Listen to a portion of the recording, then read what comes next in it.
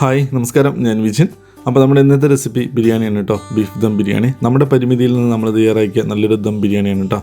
അടിപൊളി എന്ന് പറഞ്ഞു കഴിഞ്ഞാൽ കഴിക്കാൻ നല്ല ടേസ്റ്റ് ആയിരുന്നു. സംഭവം സത്യം പറഞ്ഞാൽ ഞാൻ തന്നെ ഞെട്ടിപ്പോയി ഗൈസ്, അത്രയും ടേസ്റ്റ് ആയിരുന്നു. തയ്യാറാക്കാനായിട്ട് 1 കിലോ ബീഫ് എടുത്തിട്ടുണ്ട്.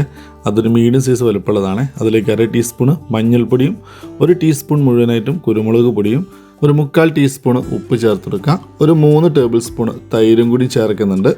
ഇതിലേക്ക് നമ്മൾ നാരങ്ങ നീര്, 1 നാരങ്ങയുടെ മുഴുവൻ നീരും ചേർക്കുന്നുണ്ട്. എന്നിട്ട് കൈ ഉപയോഗിച്ചിട്ട് നന്നായിട്ടൊന്ന് ബീഫിൽ ഒന്ന് പിടിക്കുന്ന രീതിയിലൊന്ന് തേച്ച് പിടിപ്പിച്ച് വെക്കുക. ഇത് നമുക്കൊരു 1/2 മണിക്കൂർ റെസ്റ്റ് ചെയ്യാൻ കൂടി വെക്കണം കേട്ടോ. അപ്പോഴേക്കും ആ ഒരു മസാലയൊക്കെ ബീഫിൽ നന്നായിട്ടൊന്ന് പിടിച്ച് കിട്ടും. ആ എരിവും ഉപ്പും പുളിയെല്ലാം ഒന്ന് പിടിച്ച് കിട്ടും. അങ്ങനെ നമ്മളൊരു 1/2 മണിക്കൂർ കഴിഞ്ഞതിന് ശേഷം ബീഫ് വേവിച്ചെടുക്കാൻ വേണ്ടിയിട്ടുള്ള വലിയൊരു പാത്രം വെച്ചിട്ടുണ്ട്. 1 ടേബിൾ സ്പൂൺ നെയ്യ് ചേർക്കുന്നുണ്ട്. 2 ടേബിൾ സ്പൂൺ ഓയിലും കൂടി ചേർത്തെടുക്കുക. ഇതിലേക്കൊരു 2 വലിയ സവാള കേട്ടോ, മീഡിയം സൈസ് വലുപ്പമുള്ളതാണ്, 3 സവാള ചേർക്കുക. അതിലേക്ക് ഉപ്പും ചേർത്തിട്ട് നന്നായിട്ടൊന്ന് വഴറ്റിയെടുക്കുക. വഴറ്റിയെടുക്കുന്ന സമയത്ത് അത്യാവശ്യം നല്ല ഗോൾഡൻ ബ്രൗൺ ഈ കാണുന്ന രീതിയിലൊന്ന് വഴറ്റിയെടുക്കുക കേട്ടോ.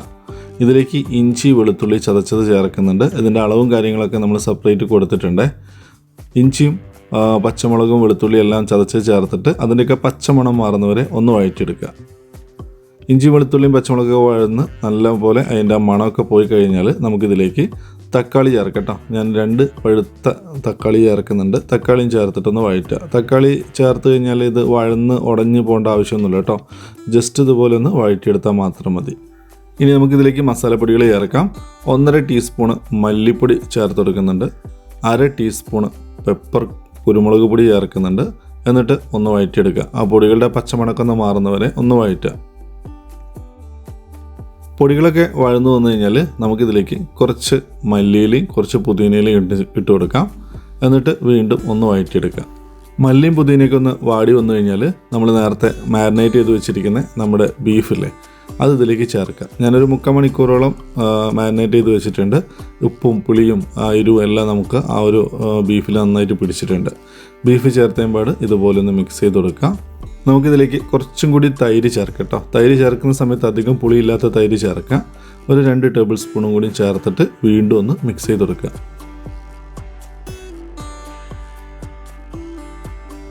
നല്ലപോലെ മിക്സ് ചെയ്തെടുത്തിട്ടുണ്ട്. ഇനി നമുക്കിത് മൂടി വെച്ചിട്ട് നമ്മുടെ ബീഫൊക്കെ നന്നായിട്ടൊന്ന് വേവിച്ചെടുക്കുക. നിങ്ങൾക്കിത് കുക്കറിലാണ് ചെയ്യുന്നതെങ്കിൽ ഒരു 5-6 വിസിൽ വരുന്നവരെ വെയിറ്റ് ചെയ്യാം. നമ്മുടെ ബീഫൊക്കെ ഒന്ന് വെന്ത് വരുന്ന ഒരു സമയം കൊണ്ട് നമുക്കിവിടെ അരി വേവിച്ചെടുക്കാം കേട്ടോ. അതിനായിട്ട് കുറച്ച് വെള്ളം വെച്ചിട്ടുണ്ട്. വെള്ളം ഒന്ന് ചൂടാകുമ്പോൾ നമുക്കിതിൽ സ്പൈസസ് ചേർക്കാം. പിന്നെ കുറച്ച് ഓയിലും കൂടി ചേർത്തെടുക്കാം.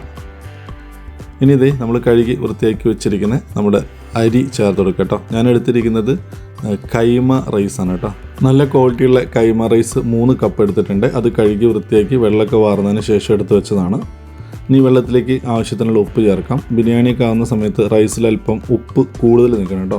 അതിനുവേണ്ടി 2 ടീസ്പൂൺ മുഴുവനായിട്ട് ഉപ്പ് ചേർത്തിട്ടുണ്ട്. എന്നിട്ട് ഇതുപോലെ ഒന്ന് ഇളക്കി കൊടുക്കുക. ഇനി നമുക്ക് ഈ അരി ഒന്ന് വേവിച്ചെടുക്കുക. വേവിച്ചെടുക്കുന്ന സമയത്ത് ഒരുപാട് വെന്ത് പോകരുത്. ഒരു 80%, അതായത് ഒരു 1/4 ഭാഗം വേവ് മാത്രമാവുന്നവരെ ഒന്ന് വെയിറ്റ് ചെയ്യാം. നമ്മുടെ അരി ഇവിടെ വെന്തിട്ടുണ്ട്. ഞാൻ നേരത്തെ പറഞ്ഞ പോലെ ഒരുപാട് വെന്ത് പോരുത്. ഒരു 1/4 ഭാഗം പാകമൊക്കെ ആകുമ്പോഴത്തേക്ക് നമ്മൾ ഈ വെള്ളത്തിൽ നിന്ന് അരി ഊറ്റിക്കളയണം. അപ്പോൾ നമ്മുടെ അരി ഇവിടെ സെറ്റായിട്ടുണ്ടോ എന്ന് തൊട്ട് നോക്കാം. നേരത്തെ പറഞ്ഞ പോലെ ഒരു 80% വെന്തിട്ടുണ്ട്. ഇനി പെട്ടെന്ന് തന്നെ ഫ്ലെയിം ഓഫ് ചെയ്യുക. എന്നിട്ട് നമുക്ക് ഈ അരി മുഴുവനായിട്ടും ഊറ്റിയിട്ട് മറ്റൊരു പാത്രത്തിലേക്ക് ഇട്ട് കൊടുക്കുക. നമ്മുടെ ബീഫിൻ്റെ അവസ്ഥ എന്താണെന്ന് നോക്കാം കേട്ടോ. നമ്മുടെ ബീഫ് വെള്ളമൊക്കെ നന്നായിട്ട് ഇറങ്ങി വന്നിട്ടുണ്ട്. നമ്മുടെ ബീഫൊക്കെ അത്യാവശ്യം നല്ല പോലെ വെന്ത് വന്നിട്ടുണ്ട്. ഇനി നമുക്ക് ഇതിന് കുറച്ച് ഗ്രേവി കോരി മാറ്റണേ. ഇത്രയും ഗ്രേവി നമുക്ക് വേണ്ട.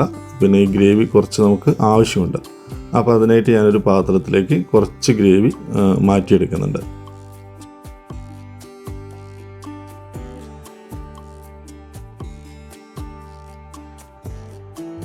അങ്ങനെ നമ്മൾ കുറച്ച് ഗ്രേവി ഇതൊന്ന് കോരി മാറ്റിയിട്ടുണ്ട്. കുറച്ച് ഗ്രേവി എന്തായാലും നമുക്കിതിൽ വേണം. അപ്പോൾ കറക്റ്റായിട്ട് കിട്ടിയിട്ടുണ്ട്. ഇനി നമുക്ക് വേണ്ടത് എന്താണെന്ന് വെച്ച് കഴിഞ്ഞാൽ നമ്മൾ വേവിച്ചെടുത്ത് വെച്ചിരിക്കുന്ന നമ്മുടെ റൈസില്ലേ, അത് നേരെ ഇതിൻ്റെ മുകളിലേക്ക് ഇട്ട് കൊടുക്കുകയാണ്.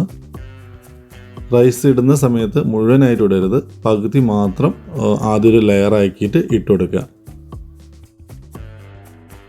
നമ്മളിത് ഫസ്റ്റ് ലെയർ ഇട്ടിട്ട് നമ്മൾ റൈസ് മുഴുവനായിട്ട് എല്ലാ സൈഡിലേക്കും ഒന്ന് ആക്കി കൊടുക്കുക. അതിനുശേഷം നോർമലി നമ്മളെല്ലാവരും ചെയ്യുന്ന പോലെ കുറച്ച് മല്ലിയില പുതിനയിലേക്ക് ഇതിൻ്റെ മുകളിലൊന്ന് ഇട്ട് കൊടുക്കുക. അതുപോലെ തന്നെ ഫ്രൈ ചെയ്ത് വെച്ചിരിക്കുന്ന ഓണിയനൊക്കെ ഓൾറെഡി ഞാൻ ഫ്രൈ ചെയ്ത് വെച്ചതാണ്, അതൊന്നും വീഡിയോയിൽ കാണിച്ചില്ല എന്ന് മാത്രമേ ഉള്ളൂ. പിന്നെ നമ്മൾ കോരി മാറ്റി വെച്ചിരിക്കുന്ന ഗ്രേവിയില്ലേ, അത് കുറച്ച് ഇതിൻ്റെ മുകളിൽ ഇങ്ങനെ ഒഴിച്ചു കൊടുക്കുക. ഇനി രണ്ടാമത്തെ ലെയറിന് വേണ്ടിയിട്ട് ബാലൻസ് വന്ന ആ അരി മുഴുവനായിട്ടും ഇതുപോലെ ഇട്ട് കൊടുക്കുക. 2 ലെയർ മതി കേട്ടോ. എന്നിട്ട് നേരത്തെ ചെയ്ത പോലെ എല്ലാ ഭാഗത്തേക്കാവുന്ന രീതിയിൽ ഒന്ന് സൈഡിലേക്ക് ഒന്ന് ആക്കി കൊടുക്കുക. അതിനുശേഷം നോർമലി നമ്മൾ ചെയ്യുന്ന പോലെ ഇതിൻ്റെ മുകളിൽ പുതിന, മല്ലിയില, അതുപോലെ തന്നെ ഫ്രൈ ചെയ്തിരിക്കുന്ന ഓണിയന്, പിന്നെ നമ്മളെ അണ്ടിപ്പരിപ്പ്, മുന്തിരി, അത് ചിലർക്ക് ഇഷ്ടമുണ്ടാവില്ല, ഇഷ്ടമില്ലാത്തവർക്ക് അത് സ്കിപ്പ് ചെയ്യാം, അതും കൂടിയും ചേർക്കുക.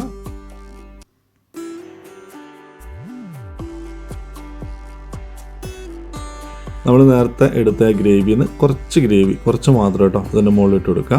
ഒരു 1/4 ടീസ്പൂൺ ഗരം മസാലയും കൂടി ചേർത്ത് കൊടുക്കുക. എന്നിട്ട് നമ്മളൊരു അലൂമിനിയം ഫോയിൽ ഉപയോഗിച്ചിട്ട് നന്നായിട്ടൊന്ന് കവർ ചെയ്ത് കൊടുക്കുന്നുണ്ട്. നമ്മൾ ദം ചെയ്തെടുക്കാൻ പോവാണ്. ഞാൻ പറഞ്ഞില്ലേ, നമ്മളെ വീട്ടിൽ നമ്മുടെ പരിധിയിൽ നമ്മൾ എങ്ങനെയാണോ ദം ചെയ്തെടുക്കുക ആ രീതിയിൽ ദം ചെയ്തെടുക്കുകയാണ്.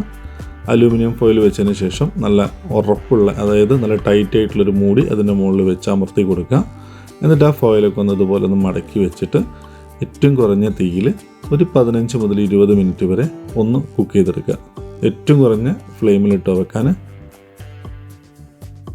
അങ്ങനെ നമ്മളിത് ഒരു 20 മിനിറ്റ് ദം ചെയ്തെടുത്തിട്ടുണ്ട്. എന്തൊരു മണമെന്നറിയോ, ആ ബിരിയാണിയുടെ ആ ഒരു ഫ്ലേവറില്ലേ, രക്ഷയില്ല കേട്ടോ.